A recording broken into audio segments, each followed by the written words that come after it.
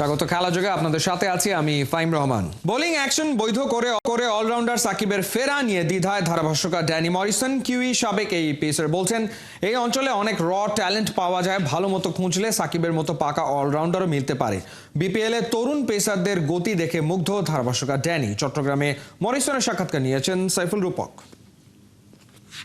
Here we are again in Chitters. Can't wait to be back in the centre. Under lights going crazy. Coming at you. A big fan of biryani, garlic butter naan bread here. I had some the other night. Do you miss Sakib Al Hasan? He's under the microscope with his action. Hopefully you're going to find another Shakib Al Hasan. Mr মাস্তিম্যান Morrison নিউজিল্যান্ডের সাবেক pacer, ধারাভাষ্যকার হিসেবে বিশ্বব্যাপী পরিচিত। Commentary বক্সে, গ্যালারিতে কিংবা টসের সময় মজার অঙ্গভঙ্গি আর কথা বলার ধরনে মুগ্ধ করে চলেছেন ক্রিকেট ভক্তদের। দীর্ঘদিন পর কমেন্ট্রি করতে এসেছেন বিপিএলে। খেলাযোগে নানা প্রশ্নের উত্তর দিয়েছেন মন খুলে। Do you miss Sakib Al Hasan? He's not here. Hopefully you're going to find another Shakib Al Hasan, unearth another talent. Still difficult, no? Not really. I mean, you can, and that's what the franchise is about, right? You see it all around your subcontinent that you don't have to come from an academy. You can get a lot of great raw talent that gets developed. Sri Lanka, India, Bangladesh, Pakistan. So yeah, I think you will. I think you'll find another one. Yes, he's a great player, and he's at the end of his career twilight. And you've got to move on, don't you? So they're missing his bowling, but he's under the microscope with his actions. Thank you, Alassane. Yeah. So What do you think? He will recover? well, I think if he wants it enough. Hard one, isn't it? Because if you're at the end and you've played a lot of cricket, you've done well, you've won a lot of things, it just depends how his heart is and his desire to keep playing. Nahid রানার গতি, aggression আর bounce মন কাটছে সবার। ওই কাতারে kiwi সাবেক পেসারও। I think you've got quick bowlers. There's a couple of exciting young quick bowlers coming through, and that's good because I think you've got to have pace. The likes of Mustafizur can't last forever. Tuscan, getting a bit older now, like a lot of us. I'm looking forward to seeing more stars developing over BPL and beyond. Do you know Bangla language? Coming at you. At the start, of course you do, because we do it over in Calcutta, Balawachi and all that. So I like it. Which Bangladeshi dishes you would like most? I've always been a big fan of biryani type food. The sauces where you soak your meat. I'm a meat lover. Sorry, vegetarians, I do meat. But, fish, chicken, meat, anything. Your seafood, right? We're in Chittagong. I miss you, Gong. But I like seafood a lot, and I love the way you do, whether it's a prawn curry, doing a fish type curry, anything like that. And garlic butter naan bread here. I had some the other night. Just so fresh and light. It's very different here. Here we are again in Chitters. Can't wait to be back in the centre. Under lights going crazy. দর্শক, এই ছিল Danny মরিসনের সাথে দারুণ moment এবং দারুণ commentary. Saiful Rupak, ৭১, Chittagong. Thank you sir. Ticket না পেয়ে গ্যালারিতে হয়নি ঠাঁই, কিন্তু তাই বলে কি আর ঘরে বসে থাকা যায়? যে কোনো মূল্যে বিপিএল এর ম্যাচ দেখা চাই, হোক সেটা ফ্লাইওভারের ওপর থেকে। তাতে যতই জীবনের ঝুঁকি থাক না কেন, কোনোভাবেই মিস করা যাবে না বিপিএল এর উন্মাদনা। ক্রিকেট পাগল ভক্তদের এমন কাণ্ড থাকছে মাহমুদুল হাসান সজীবের রিপোর্টে।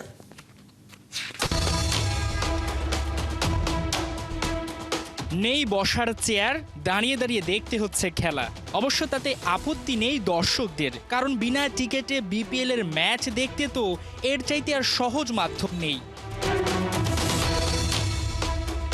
জহুর আহমেদ চৌধুরী স্টেডিয়ামের পাশের ফ্লাইওভারের দৃশ্য এটি। কেউ সন্তানকে কাঁধে তুলে নিয়েছেন, কেউ রোড ডিভাইডারের উপর দাঁড়িয়ে মাঠের তারকাদের দেখার আপ্রাণ চেষ্টা করছেন। অন্যদিকে চা পান সুপারি বিক্রিও চলছে দেদারসে। এ যেন ফ্লাইওভার নয়, আস্ত একটা গ্যালারি।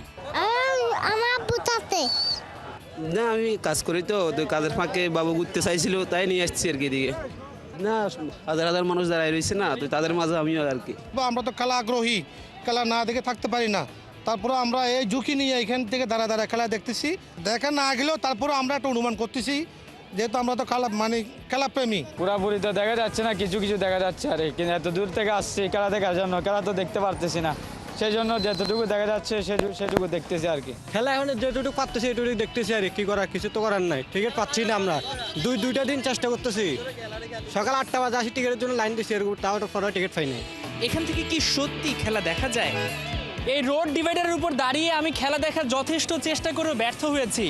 না দেখা যায় ব্যাটিং, না দেখা যায় বোলিং, অর্থাৎ যে জিনিসটা দেখার জন্য এখানে মানুষ লম্বা লাইন ধরে দাঁড়িয়ে আছেন এই রোদের মধ্যে, সেটা কিন্তু দেখা যাচ্ছে না। তারপরেও তাদেরকে থামানো বেশ মুশকিল। অ্যাক্সিডেন্ট হয়ে গেলে সেটা দায়ভার কে নেবে? এগুলো এটা তো আরে না, যেটা হয় এটা আর হবে আর কি। আমরা সকাল থেকে সিরিয়াল দিছিলাম, কিন্তু আমরা টিকিট পাইনি। ওখানে অনেক সিরিয়াল ছিল, তাই আমরা টিকিট পাইনি। এই জন্য এখান থেকে দাঁড়িয়ে আমরা খেলা দেখতেছি। এখানে তো অনেক মানুষ জমায়েত হয়েছেন, এটা তো একটা রাস্তা বা একটা ব্রিজ, তো অনেক সময় যানজট তৈরি হয় বা অ্যাক্সিডেন্টের ভয় থাকে, প্রচুর ট্রাক যাওয়া আসা করে, তারপরেও আপনাদের খেলা দেখতেই হবে। জি জি ভাই, খেলা তো দেখতে হবে ভাইয়া, খেলা তো দেখতে হবে। আমরা আমাদের দেশে খেলা হচ্ছে, আমরা দেখবো না, এটা কথা ভাই। খেলা দেখা দোষের কিছু নয়, তবে সেটা যদি হয় ঝুঁকিপূর্ণ জায়গায়, সেখানেই প্রশ্ন থাকে। ঠিক ব্রিজের উপরে এভাবে খেলা দেখা কতটা যৌক্তিক আমরা প্রশ্ন করেছিলাম অনেকের কাছে, তবে তাদের কাছে সব যুক্তি হার মেরেছে। তাদের একটাই কথা, যে কোনো মূল্যে খেলা দেখতেই হবে, সেখানে জীবনের মূল্য কোনো ব্যাপারই না। তবে যদি একটা দুর্ঘটনা ঘটে যায়, সে দায়ভার কে নেবে, প্রশ্ন থাকছেই। মাহমুদুল হাসান সজীব, ৭১, জহুর আহমেদ চৌধুরী স্টেডিয়াম, চট্টগ্রাম।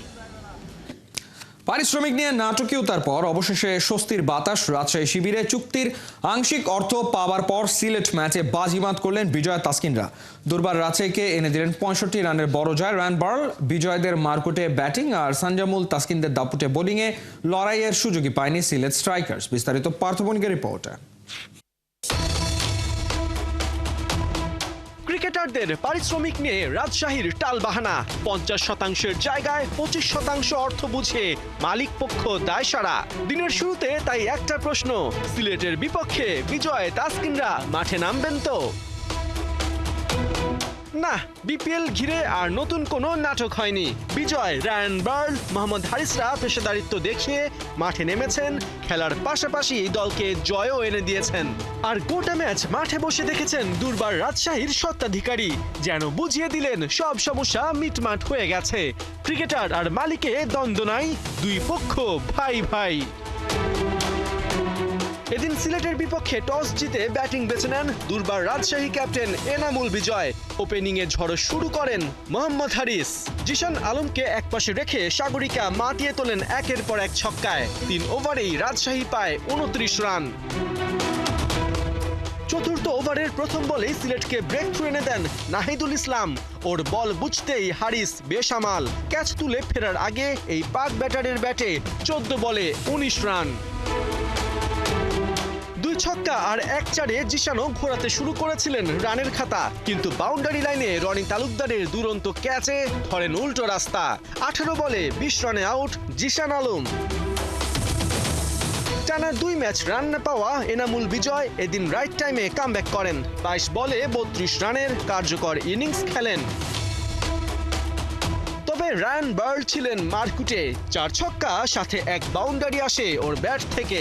শেষ পর্যন্ত এই রোডেশিয়ানের ২৭ বলে ৪১ রানের ইনিংসে বড় পুঁজির ভিত পায় রাজশাহী, যেখানে ছোট কিন্তু কার্যকর অবদান রাখেন ইয়াসির আলী ও মৃত্যুঞ্জয় চৌধুরী। নির্ধারিত ওভার শেষে রাজশাহীর সংগ্রহ দাঁড়ায় ৭ উইকেটে ১৮৪ রান। লক্ষ্য তাড়া করতে নেমে প্রথম ওভারেই সানজামুলের ঘূর্ণিতে সিলেট দিশাহারা। প্রথম ওভারে পল স্টার্লিং আর তৃতীয় ওভারে রনি তালুকদার পড়েন কাটা। পাওয়ার প্লে শেষে সিলেট স্ট্রাইকার্সের সংগ্রহ দাঁড়ায় ২ উইকেটে ৪৫ রান। সিলেটের হয়ে চেষ্টা করেছিলেন কেবল জাকির হাসান আর জাকের আলী। দুজনের ৩০ রান যদিও কাজে দেয়নি। জাকির হাসানের ৩৯ আর জাকের আলীর ৩১ রান কেবল হারের ব্যবধান কমিয়েছে। রাজশাহীর বোলিং দাপটে সিলেট ১৫ বল আগে অল আউট হয় ১১৯ রানে।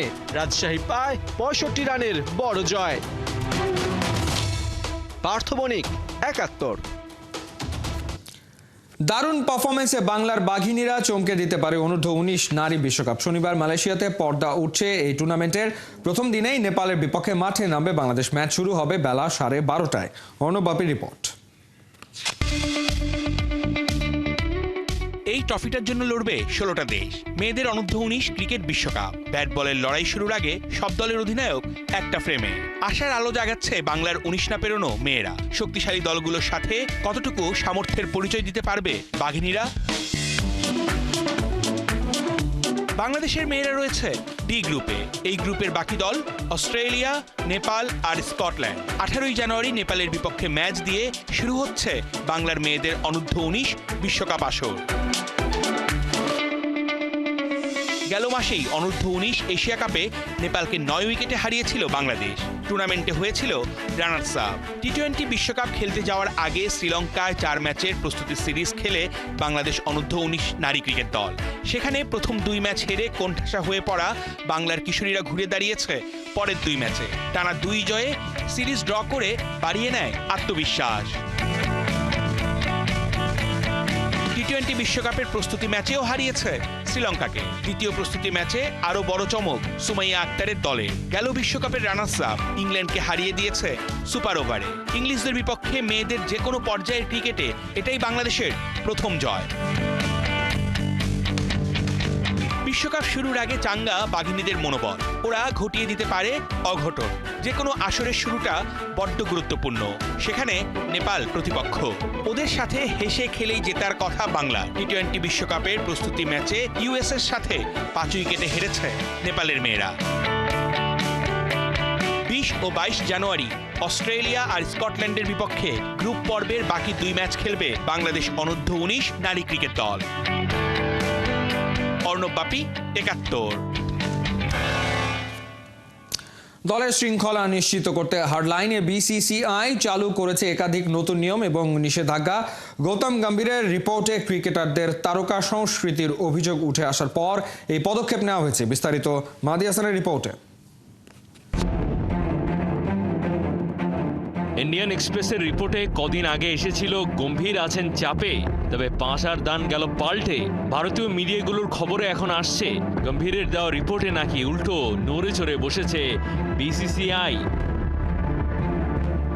অস্ট্রেলিয়া সফরে ভারতীয় দলের কয়েকজন তারকা ক্রিকেটারের ব্যক্তিগত সহকারীদের উপস্থিতি নিয়ে কোচ গৌতম গম্ভীরের অসন্তোষ প্রকাশ পেয়েছে।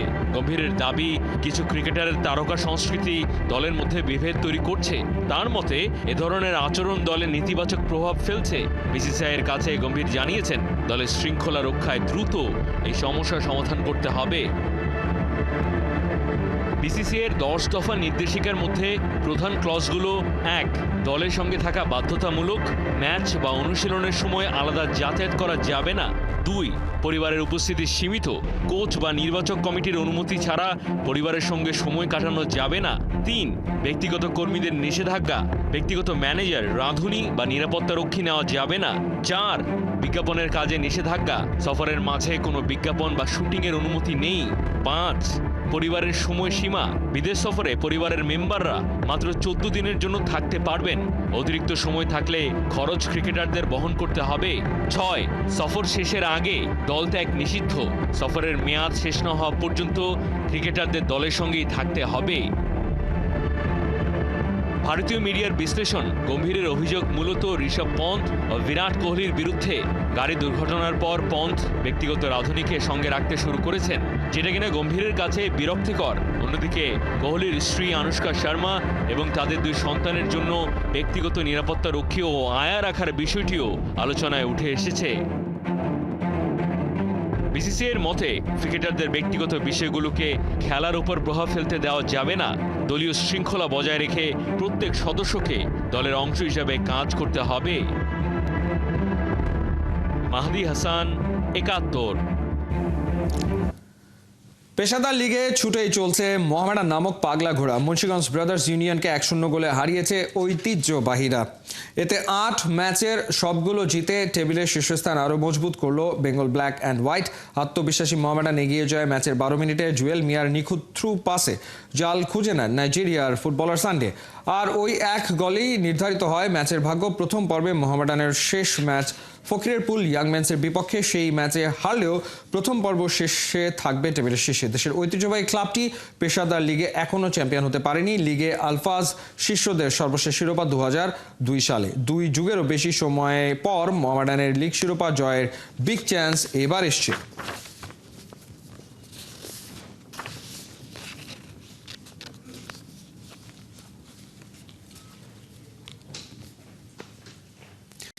চলছে খেলাযোগ সরাসরি সংবাদ অনুষ্ঠান দেখতে চোখ রাখুন 71-এর ফেসবুক পেজ এবং সাবস্ক্রাইব করুন 71-এর ইউটিউব চ্যানেলে। 71-এর সাথেই থাকুন।